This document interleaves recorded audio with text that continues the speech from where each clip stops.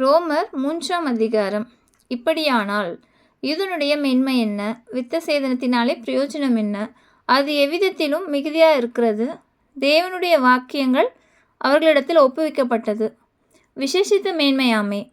சிலர் விசுவாசியாமற் போனாலும் என்ன? அவர்களுடைய அவிசுவாசம் தேவனுடைய உண்மையை அவமாக்குமோ? அப்படி ஆக்க மாட்டாது. நீர் உம்முடைய வசனங்களில் நீதிபரராய் விளங்கவும் உம்முடைய நியாயம் விசாரிக்கப்படும்போது வெற்றி அடையவும் இப்படியாயிற்று என்று எழுதியிருக்கிறபடி தேவனே சத்தியபரர் என்றும் எந்த மனுஷனும் பொய்யன் என்றும் சொல்வோமாக. நான் மனுஷர் பேசுகிற பிரகாரமாய் பேசுகிறேன். நம்முடைய அநீதி தேவனுடைய நீதியை விளங்க பண்ணினால் என்ன சொல்லுவோம்? கோபாக்கினையை செலுத்துகிற தேவன் அநீதராயிருக்கிறார் என்று சொல்லலாமா? அப்படி சொல்லக்கூடாது. சொல்லக்கூடுமானால் தேவன் உலகத்தை நியாயம் தீர்ப்பது எப்படி? அன்றியும் என் பொய்யினாலே தேவனுடைய சத்தியம் அவருக்கு மகிமை உண்டாக விளங்கினது உண்டானால் இனி நான் பாவி என்று தீர்க்கப்படுவானேன்? நன்மை வரும்படிக்கு தீமை செய்வோமாக என்று சொல்லலாம் அல்லவா?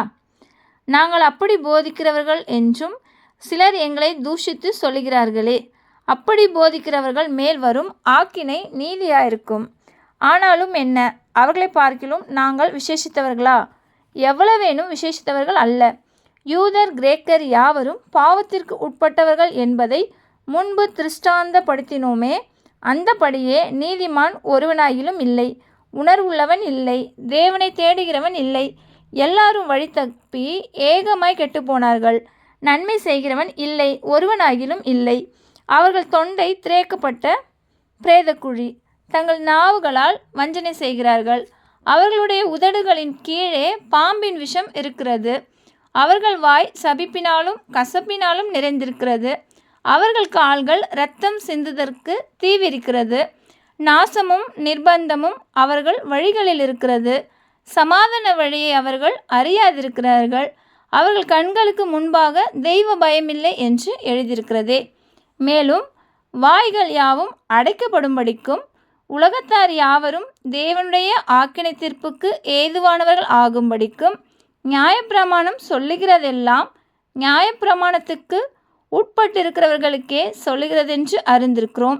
இப்படி இருக்க பாவத்தை அறிகிற அறிவு நியாயப்பிரமாணத்தினால் வருகிறபடியால் எந்த மனுஷனும் நியாயப்பிரமாணத்தின் கிரியைகளினாலே தேவனுக்கு முன்பாக நீதிமான் ஆக்கப்படுவது இல்லை.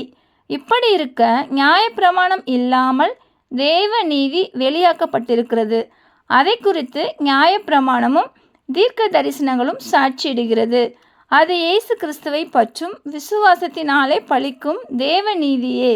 விசுவாசிக்கிற எவர்களுக்குள்ளும் எவர்கள் மேலும் அது பலிக்கும். வித்தியாசமே இல்லை.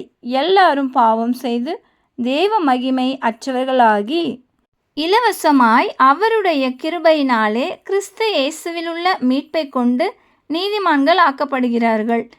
தேவன் பொறுமையாயிருந்த முற்காலத்தில் நடந்த பாவங்களை தாம் பொறுத்து கொண்டதை குறித்து தம்முடைய நீதியை காண்பிக்கும் பொருட்டாகவும் தாம் நீதி உள்ளவரும் இயேசுவினிடத்தில் விசுவாசமாயிருக்கிறவனை நீதிமானாக்குகிறவருமாய் விளங்கும்படி இக்காலத்திலே தமது நீதியை காண்பிக்கும் பொருட்டாகவும் கிறிஸ்து இயேசுனுடைய இரத்தத்தை பற்றும் விசுவாசத்தினாலே பலிக்கும் கிருபாதார பலியாக அவரையே ஏற்படுத்தினார். இப்படி இருக்க மேன்மை பாராட்டல் எங்கே? அது நீக்கப்பட்டதே. எந்த பிரமாணத்தினாலே? கிரியா பிரமாணத்தினாலேயா? அல்ல, விசுவாச பிரமாணத்தினாலேயா? ஆதலால் மனுஷன் நியாயப்பிரமாணத்தின் கிரியைகளில் இல்லாமல் விசுவாசத்தினாலேயே நீதிமானாக்கப்படுகிறான் என்று தீர்க்கிறோம். தேவன் யூதருக்கு மாத்திரமா தேவன்? புறஜாதிகளுக்கும் தேவன் அல்லவா? ஆம், புறஜாதிகளுக்கும் அவர் தேவன்தான். விருத்த சேதனம் உள்ளவர்களை விசுவாசத்தினாலும் விருத்த சேதனம் இல்லாதவர்களை விசுவாசத்தின் மூலமாயும் நீதிமான்களாக்குகிற தேவன் ஒருவரே. அப்படியானால் விசுவாசத்தினாலே நியாயப்பிரமாணத்தை அவமாக்குகிறோமா? அப்படியல்ல, நியாயப்பிரமாணத்தை நிலைநிறுத்துகிறோமே. ஆமென்.